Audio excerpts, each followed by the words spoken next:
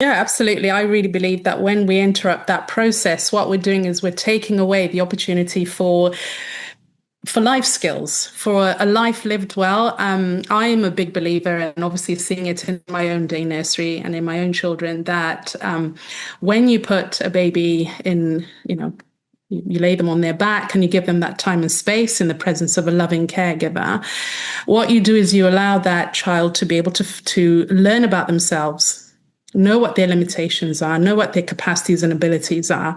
Learning how to roll to one side and figuring that they can also roll to the other side. That is them learning critical skills of problem solving. Hmm. Them being able to lay and watch the sun rays coming through the window, being able, once they roll onto their tummy, and if their arm gets stuck, being able to try and figure that out. Those are the building blocks of resilience, the Hmm. building blocks for being able to bounce back from a challenge. And for me, I see that freedom of movement as the foundation for living well. Because when you observe a baby moving and trying to figure and using their whole body to try and understand the world and trying to understand themselves, you can see the resilience there. You see the grit, you see the critical thinking, you see the motivation, you see the engagement.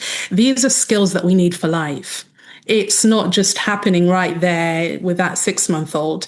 These are skills that we take with us through school, through in our relationships, through the workplace. And those are the foundations that we need to live well. I really see movement as, as medicine, as a way for us to not only feel good about ourselves. We're talking about, exercise and go out in the fresh air, mental health, and all Hmm. these.